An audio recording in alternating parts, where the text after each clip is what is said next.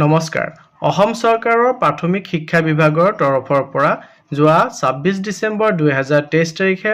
অসম চৰকাৰৰ অধীনৰ বিদ্যালয়সমূহৰ নিম্ন প্ৰাথমিক আৰু উচ্চ প্ৰাথমিকত পাঠদান কৰাবৰ কাৰণে শিক্ষক নিযুক্তিৰ অৰ্থে দুটি এডভাৰটাইজমেণ্ট প্ৰকাশ পাইছিলে এডভাৰটাইজমেণ্ট এ আৰু এডভাৰটাইজমেণ্ট বি বুলি এই দুটি এডভাৰটাইজমেণ্টৰ বিপৰীতে 19 জনকে প্ৰাৰ্থীয়ে মাননীয় গুৱাহাটী উচ্চ ন্যায়ালয়ত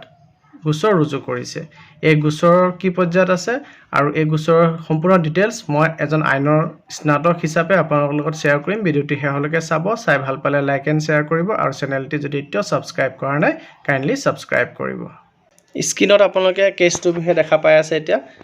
গোচৰ নম্বৰ হৈছে WPC 1208/2024 আৰু গোচৰ ৰুজু কৰিছে শফিকুল ইছলাম আৰু অন্যান্য 18 জন ব্যক্তিয়ে গোটেই 18 জন ব্যক্তিৰ নাম আৰু ঠিকনা অৰ্ডাৰটোত উল্লেখ কৰি দিছে আপোনালোকে যদি অৰ্ডাৰটো লাগে মোক নিশ্চয় হোৱাটছআপ কৰিব মই আপোনালোকক অৰ্ডাৰটো দি পেলাই হেল্প কৰিম বা কেছৰ ডিটেইলছটো দি পেলাই নিশ্চয় সহায় কৰিম আৰু কেছটো অপজিট পাৰ্টি হৈছে ষ্টেট অফ আসাম আৰু অন্যান্য 5 জন আৰু সেই অন্যান্য 5 জনত এলিমেণ্টাৰী এডুকেশ্যন ডিপাৰ্টমেণ্টকো পাৰ্টি কৰা হৈছে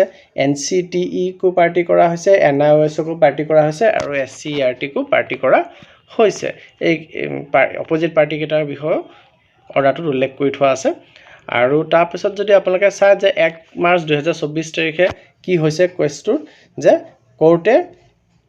এডভোকেটসকলক শুনিছে আৰু শুনি পেলাই কোৰ্টে কেছটোৰ মেইন কথাখিনি কি পাইছে যে এডভাৰটাইজমেণ্ট এ আৰু এডভাৰটাইজমেণ্ট বি বুলি দুটা এডভাৰটাইজমেণ্ট 26 ডিচেম্বৰ 2023 তাৰিখে প্ৰকাশ পাইছিলে য'ত অসম চৰকাৰৰ অধীনত ডাইৰেক্টৰ অফ এলিমেণ্টাৰী এডুকেশ্যনে যি LP আৰু UP স্কুল আছে তাৰ এছিষ্টেণ্ট টিচাৰৰ পোষ্টসমূহ ফিল আপ কৰিব চেষ্টা কৰিছে আৰু য'ত উল্লেখ কৰিছে সেই এডভাৰটাইজমেণ্টত উল্লেখ কৰিছে যে DLED বা BEE বা স্পেচিয়েল এডুকেশ্যনৰ ওপৰত ডিপ্ল'মা যোনবিলাক প্ৰাৰ্থীয়ে লৈছে তেওঁলোকক 5% মাৰ্কছ দিয়া হ'ব বুলি সেই DLEDৰ মাৰ্কছৰ পৰা 5% মাৰ্কছ দিয়া হ'ব বুলি এডভাৰটাইজমেণ্টত উল্লেখ কৰিছে আৰু যোনটোক প্ৰত্যাহ্বান জনাই পেলাই তেওঁলোকে কেছটো ফাইল কৰিছে কাৰণ ইয়াত যি ৰেগুলাৰ মোডত যিসকলে DLED কৰিছে তেওঁলোককো 5% মাৰ্কছ দিয়া হ'ব আৰু যিসকলে অপেন এণ্ড ডিষ্টেন্স লাৰ্ণিং অৰ্থাৎ OLD মোডত DLED কৰিছে SCERTৰ পৰা তেওঁলোককো এই 5% মাৰ্কছ দিয়াৰ কথা উল্লেখ আছে মানে সবেই পাব 5% মাৰ্কছটো কিন্তু যিসকলে ৰেগুলাৰলি হেৰি কৰিছে আপোনাৰ DLED কৰিছে তেওঁলোকক এই মাৰ্কছটো দিব লাগে আৰু যিসকলে SCERTত OLD মোডত DLED কৰিছে OLD মোডত মেইনলি অপেন এণ্ড ডিষ্টেন্স লাৰ্ণিঙত যিসকলে ৰেগুলাৰ পাঠদানত অংশগ্ৰহণ কৰা নাই তেওঁলোকক দিয়াৰ চুক্তি আছে নে নাই এই কথাখিনি বিবেচনা কৰিবৰ কাৰণে এই কেছটো ফাইল কৰা হৈছে আৰু এই 1 তাৰিখৰ পিছত 4 সপ্তাহৰ কাৰণে নটিচ পিৰিয়ড ইছ্যু কৰিছে নটিচখিনি ৰিটাৰ্নেবল হ'ব 4 সপ্তাহৰ ভিতৰত আৰু তাৰ পিছত নেক্সট ডেটটো ফিক্স কৰা হ'ব আৰু নটিচ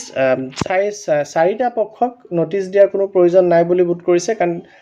তেওঁলোক এভেইলেবল আছিলে আৰু যি 5টা পক্ষক আৰু যি 5 নম্বৰ পাৰ্টি অৰ্থাৎ NIOSক ৰেজিষ্টাৰ্ড পোষ্টৰ যোগেদি পেলাই নটিচটো ছাৰ্ভ কৰিব লাগে বুলি আদেশটোত উল্লেখ কৰিছে আৰু এই মেটাৰটো 4 সপ্তাহৰ পাছত আকৌ লিষ্টেড কৰা হ'ব অৰ্থাৎ 4 সপ্তাহৰ পাছত পুনৰ ইয়াৰ হিয়াৰিং লোৱা হ'ব গতিকে ইয়াৰ পৰা আপোনালোকে যি বুজিছে আমাৰ যি এডভাৰটাইজমেণ্ট প্ৰকাশ পাইছিলে 26 ডিচেম্বৰ 2023 তাৰিখে সেই এডভাৰটাইজমেণ্টৰ বিৰুদ্ধে ইতিমধ্যে হাইকোৰ্টত গোচৰ ৰুজু কৰা হৈছে WPC 1208/2024 আৰু এই গোচৰ ইতিমধ্যে গোচৰ প্ৰক্ৰিয়া হাইকোৰ্টত আৰম্ভ হৈছে আৰু নেক্সট ডেট 4 সপ্তাহৰ পাছত পৰিব